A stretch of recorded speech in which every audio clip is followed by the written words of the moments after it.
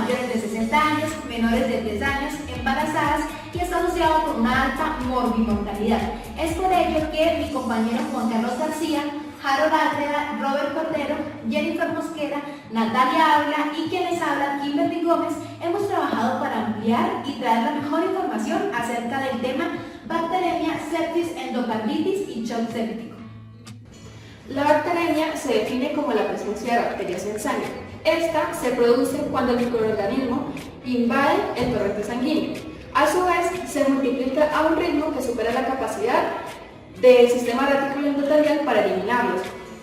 Esta invasión puede producirse por focos de infección intravascular o extravascular. Los focos más frecuentes son el tracto gastrointestinal, el tracto genitourinario, las heridas quirúrgicas y los catéteres intravasculares. Como ya sabemos, esto afecta a la sangre, por lo tanto, va a afectar al sistema circulatorio. El sistema circulatorio tenemos que está constituido por una red formada por el corazón como bomba muscular central, por vasos sanguíneos que se encargan de distribuir la sangre al resto del cuerpo, y la sangre que se encarga de transportar distintas sustancias. El sistema circulatorio se divide en dos circulaciones: la circulación pulmonar, que intercambia sangre entre el corazón y los pulmones para oxigenarla, y la circulación sistémica, que esta distribuye la sangre al resto de órganos y tejidos. Ambas circulaciones empiezan y terminan en el corazón. Como sabemos, el corazón se divide en corazón derecho e izquierdo. Posee tres capas: miocardio, endocardio y epicardio. A su vez está formado por cuatro cavidades: dos aurículas, aurícula derecha e izquierda, y dos ventrículos derecho e izquierdo. A las aurículas llegan las venas y de los ventrículos salen las grandes arterias. En cuanto a los elementos del sistema inmunológico presentes en el lugar de la infección, se va a encontrar que en la sangre están los leucocitos, principalmente del tipo polimorfonucleares. Estos se pueden presentar de las siguientes maneras: puede haber un recuento de leucocitos mayor a 12.000 células por milímetro cúbico, un recuento de leucocitos menor a 4.000 células por milímetro cúbico o un recuento de leucocitos normal con presencia de células inmaduras mayor al 10%. Los cuadros clínicos que se presentan en bacteremia tenemos sepsis, endocarditis y shock séptico. Vamos a empezar hablando de sepsis. Esta se define como una disfunción orgánica que afecta la vida de un paciente. Es causada por una respuesta no regulada del paciente frente a la infección. Los signos y síntomas que se presentan: tenemos fiebre, escalofríos, desorientación o confusión, también dificultad respiratoria, una frecuencia cardíaca y respiración acelerada. Entre los agentes infecciosos que se presentan tenemos a Staphylococcus epidermidis, Escherichia coli, Staphylococcus aureus, Pseudomonas aeruginosa, Enterococcus faecalis, Klebsiella pneumoniae, Candida albicans, Staphylococcus coagulasa negativa y Staphylococcus aureus meticilino resistente. Continuando con los exámenes de laboratorio para el diagnóstico del cuadro clínico, tenemos el hemocultivo. Este generalmente se recomienda realizar ante la presencia de síntomas como escalofrío y fiebre. Cuando hablamos de fiebre nos referimos a una temperatura mayor o igual a 38 grados centígrados. Cuando hablamos de pacientes neonatos o ancianos, en presencia de hipotermia, también de leucocitosis y leucopenia. La muestra de sangre para el hemocultivo debe extraerse a través de bilopunción. No se recomienda la extracción a través de dispositivos intravasculares a menos que se sospeche de una infección del mismo, y este debe ir acompañada de una extracción de vía periférica. Por otra parte, la extracción de sangre debe de realizarse antes de la administración de tratamiento con antibióticos. En caso de que no se pueda, se debe realizar la extracción antes de la segunda dosis del tratamiento. En cuanto al volumen de sangre que se requiere para el hemocultivo, se debe tener en cuenta si es un niño o es un adulto. Esto va relacionado con el peso. En el caso de los niños se requiere de 1 a 5 mililitros y se inocula en el frasco de aerobio. Si es un adulto se requiere de 10 a 20 mililitros y los cuales van repartidos en los frascos de anaerobiosis y aerobiosis. En cuanto a la toma de muestra para el hemocultivo, lo primero que se hace es indicarle al paciente el examen que se le va a realizar. Se listan los materiales, se marca, se correlacionan los datos con el paciente.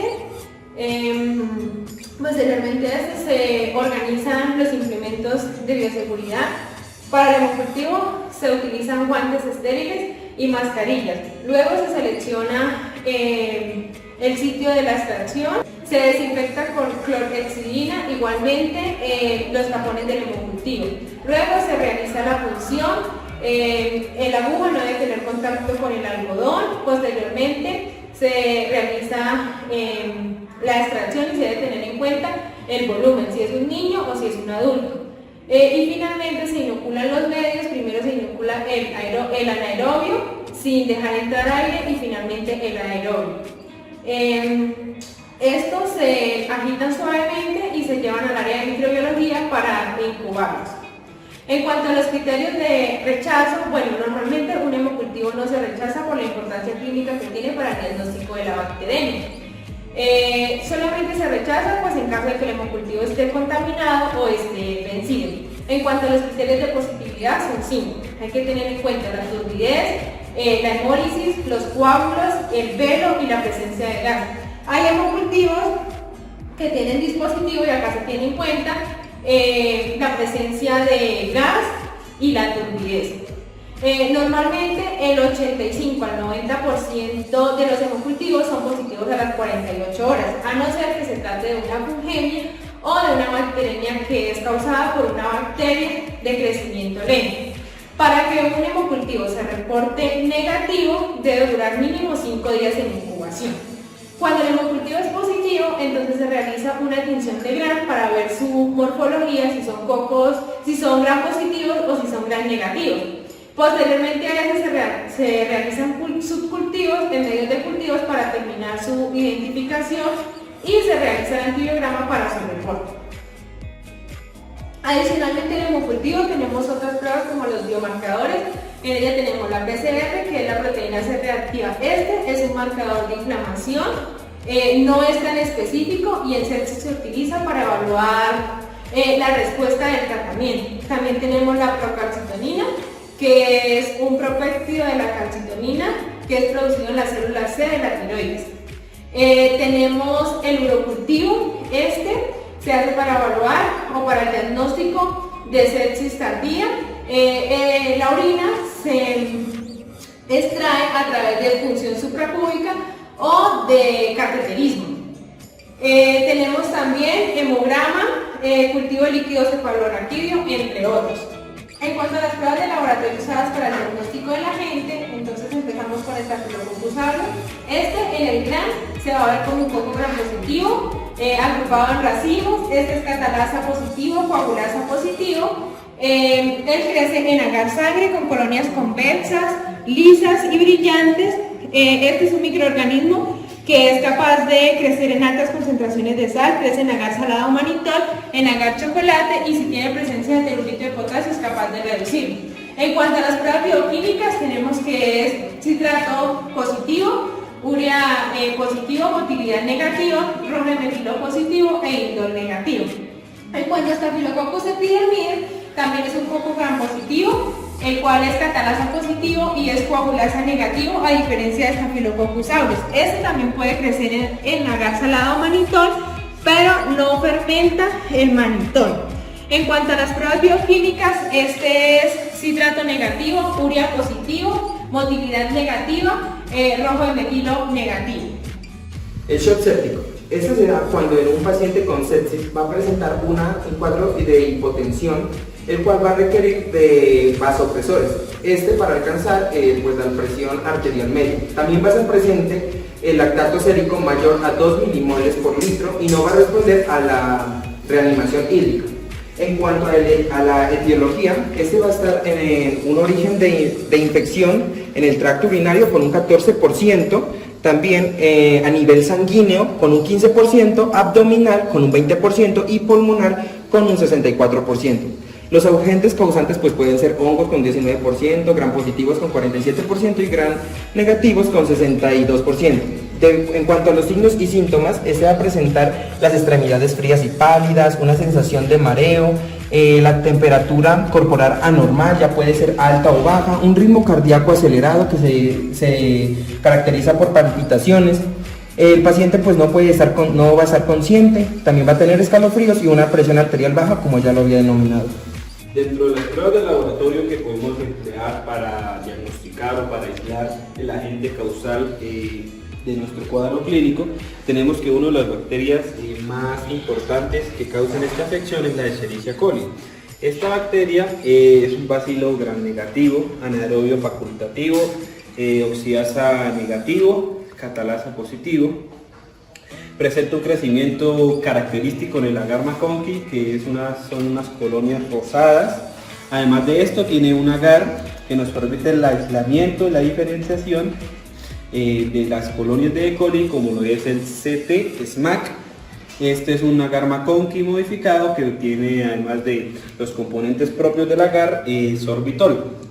Y además de esto, también podemos agregar que es citrato negativo, Boges-Proskauer negativo, presenta motilidad positiva y en el medio TSI presenta un resultado de A sobre A.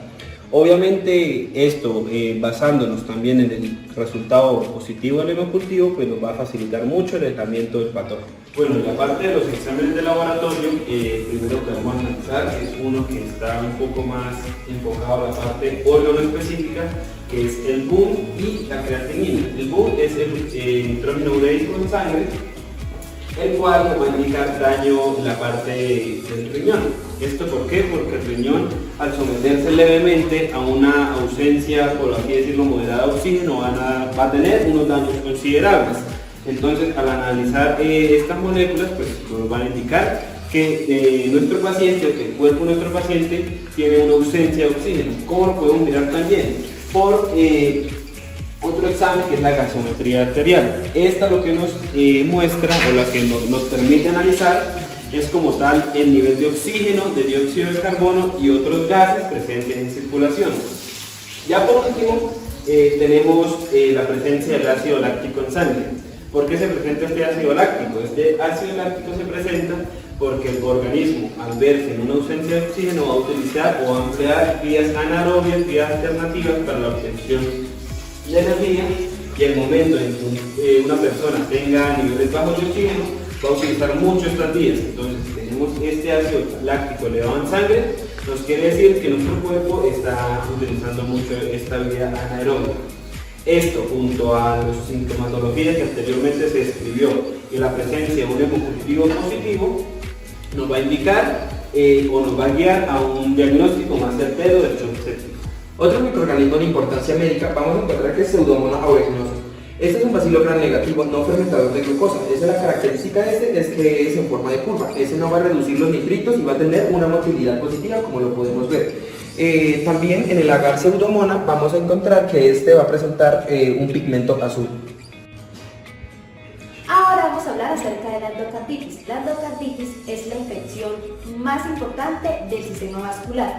Esta es una infección en el endotelio, específicamente o mayoritariamente en las válvulas del corazón, como lo podemos ver aquí en la imagen. Esta pues es secundaria a una bacteremia principalmente, pero también puede ser secundaria a fungemias, por eso pues se denomina endocarditis infecciosa. Esa endocarditis, pues, cuando las bacterias se encuentran dentro de las válvulas, ella va a generar una respuesta inmune y el paciente me va a generar unos síntomas muy generales. También, pues, la proliferación de esas bacterias me van a hacer que se generen como estas vegetaciones, y ellas son como aglomerulaciones de bacterias más células del sistema inmune, y esas van a formar como una masa en lo que viene siendo el corazón, y estas se pueden desprender y pueden migrar al sistema circulatorio, llegar a pulmón, a cerebro, y pues obviamente van a tener unas manifestaciones clínicas bastante importantes. Además de esto, pues va a generar pues fenómenos embólicos, también van a generar esos complejos antígeno-anticuerpo, que me va a generar unas manifestaciones que ahorita más adelante pues voy a decirles con más detalle. Estas se clasifican, por así decirlo, en agudas y subagudas. Las agudas son como de una evolución fulminante, más rápida, Aquí el paciente va a tener manifestaciones extracardíacas y pues el paciente puede llegar a morir en menos de las primeras 6 semanas de iniciados los síntomas. Ya por otro lado, la subaguda, ya la evolución va a ser un poco más lenta. Aquí pues igualmente el paciente va a tener complicaciones a nivel sistémico y él puede llegar a morir en menos de 3 meses de iniciados los síntomas. ¿Qué es lo que pasa? Los factores predisponentes son, como vemos aquí, son personas mayores de 60 años, es más común en los hombres. Las personas que tengan válvulas protésicas y marcapasos van a ser más susceptibles, ya que estos dispositivos me van a favorecer como tal pues la adherencia a ciertos estafilococos. Adicional a esto, pues también pacientes que tengan cardiopatías congénitas también van a tener unas predisposiciones. En cuanto a las manifestaciones, tenemos principalmente pues manifestaciones generales, que ellas van a ser fiebre, fatiga, dolor de cabeza, pérdida de peso. También tenemos las manifestaciones cardíacas, como lo son arritmias, soplos, falla cardíaca en general. Y también tenemos unas manifestaciones que es como las que tenemos aquí presentando, que son las que se dan cuando esas vegetaciones de las que anteriormente les hablé, pues se desprenden y llegan a circulación y se van a formar como esas astillas. Acá vemos esta manifestación que se llama hemorragias en astillas, donde se localizan como tal detrás de las uñas. También por el mismo mecanismo tenemos aquí las lesiones de John Well, y estas lesiones pues entonces van a ser dolorosas, se van a localizar en las plantas de las manos y de los pies. Por otro lado, también esos complejos inmunes de antígeno anticuerpo me pueden generar estos nódulos de Osler, como lo vemos aquí presente en las palmas de las manos y en las palmas de los pies, y en los ojos me puede generar como tal esas manchas de rojo. Frente a la etiología tenemos diferentes agentes causales de endocarditis, en este caso de tipo infeccioso. Principalmente tenemos Staphylococcus aureus, el cual va a ser la primera representante de lo que vendría a ser una endocarditis de tipo aguda, que quiere decir que va a ser una infección muy rápida, de aproximadamente unas 6 semanas, si no es tratada, que puede llegar a causar la muerte. Frente a Streptococcus del grupo virians tenemos distintos representantes, como vendrían a ser Streptococcus mutans, Streptococcus salivarius, Streptococcus mitis y Streptococcus sanus. Dentro de estos, lo más importante que tener en cuenta es que estos son causantes de una endocarditis subaguda, que, como ya se ha dicho antes, no es tan rápida como la aguda, pero aún así siempre hay que tener la importancia.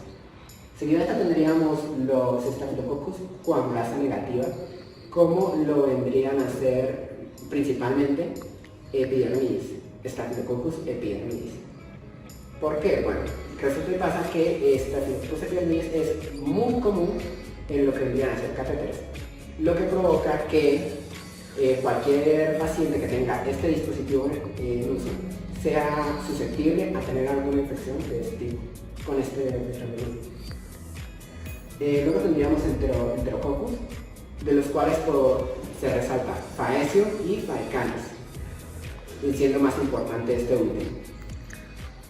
Luego tendríamos los gram-negativos, teniendo en cuenta esta vez los gram-negativos del grupo Hassett, de los cuales son los siguientes: Haemophilus, Aggregatibacter, Cardiobacterium, Eikenella y Klebsiella.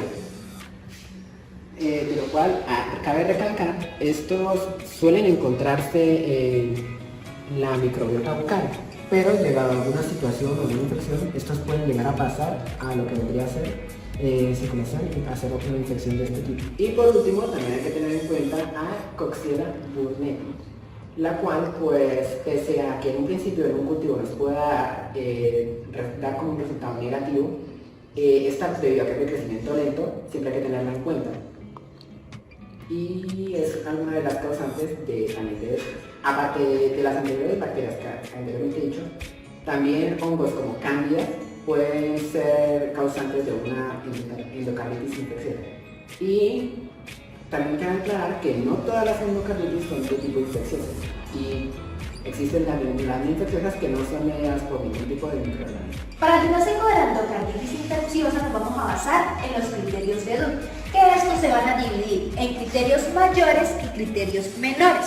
En cuanto a los criterios mayores tenemos evidencia microbiológica, entonces aquí vamos a tener en cuenta si hay un hallazgo de un microorganismo típico de la endocarditis, si por ejemplo hay un hallazgo de un enterococo sin ninguna fuente de infección, si hay un hallazgo de una bacteremia que es persistente, si por ejemplo hay una prueba positiva de un microorganismo que normalmente es negativa en los cultivos, entonces podemos pensar en esta evidencia. Por otro lado también tenemos la evidencia imagenológica. Aquí pues entonces vamos a tener en cuenta si hay hallazgos de una nueva regurgitación, si hay hallazgos de una lesión valvular como un absceso, vegetación y demás. Frente a criterios menores, vamos a tener factores predisponentes como lo vendrían a ser alguna lesión previa o algún tipo de antecedente importante. La fiebre también hay que tenerla muy en cuenta en estas situaciones. Hallazgos embólicos, como lo vendría a ser una embolia o una hemorragia de astillas o lesiones de Jennings. Otro que podemos tener en cuenta vendría a ser los hallazgos inmunes, como lo serían nódulos Oxford, marchas de Roth y glomerulonefritis.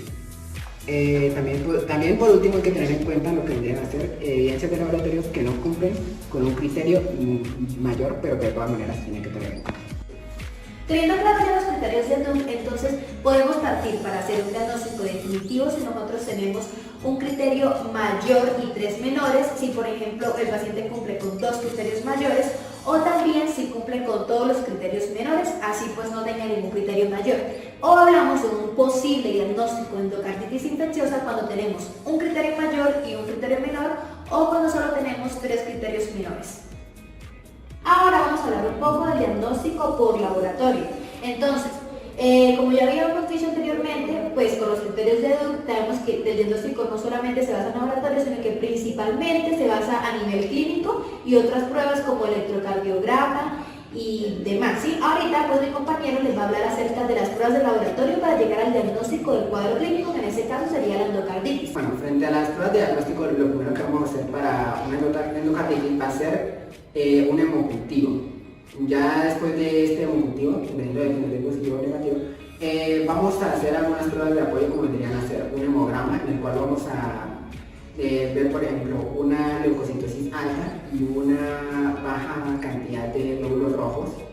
También podemos usar diferentes otras pruebas, como vendría a ser un BCG, que vamos a enviar alta en este caso, una PCR que también va a estar alta. Bueno, y ahora en cuanto a las pruebas para llegar a la agente causal, entonces recordemos que ya a lo largo de la presentación mis demás compañeros pues han ido explicando cómo llegar, a qué pruebas se usan para poder llegar a la identificación de Staphylococcus aureus, de Staphylococcus epidermidis, que pues también son agentes causales tanto de bacteremia, sepsis, así como también obviamente de endocarditis. Y ahora nosotros vamos a hablar de cómo llegar a la agente causal, que sería solamente pues Streptococcus del grupo Viridae y Candida albicans. Bueno, para hablar primero del Streptococcus del grupo Viridae, tenemos que tener en cuenta que todos los 4 microorganismos que van a haber en este grupo van a ser alfa-hemólisis, o sea, van a ser hemólisis, esta hemólisis de un color verde, con excepción de mutans, que va también a producir una no hemólisis, puede llegar a producir, por lo que va a ser de la siguiente manera. Streptococcus del grupo mutant va a ser BP positivo, arginina negativa, escurina positiva, manitol positivo, sorbitol positivo. Streptococcus salivarius va a ser BP positivo, arginina negativa, escurina positiva, manitol negativo y sorbitol negativo. Streptococcus mitis va a ser BP negativo, arginina positiva, escurina positiva, manitol negativo y sorbitol también negativo. Y por último tendríamos a Streptococcus sanguis, que va a ser BP negativo, arginina negativo, escurina negativa, manitol negativo y sorbitol negativo. Y ya para llegar como tal a la identificación de Candida, entonces recordemos que Candida crece muy bien en el agar saburot, también crece en el agar con infusión de cerebro y corazón. Adicional a esto, pues tenemos que también hay medios de cultivo que son específicos para Candida, como el medio Pilki, que este medio como tal pues tiene unos citratos que van a eliminar como tal la flora bacteriana para que pues solo puedan crecer como tal los hongos. Así también tiene sulfitos que se van a reducir a sulfuros y son los que van a dar como esa coloración de colonias como marrones oscuras, marrones claras, como lo estamos viendo aquí en la imagen. También pues tenemos agares cromogénicos, como lo son el cromoagar cándida, que pues está hecho a bases de enzimas cromogénicas para poder identificarlos por colores.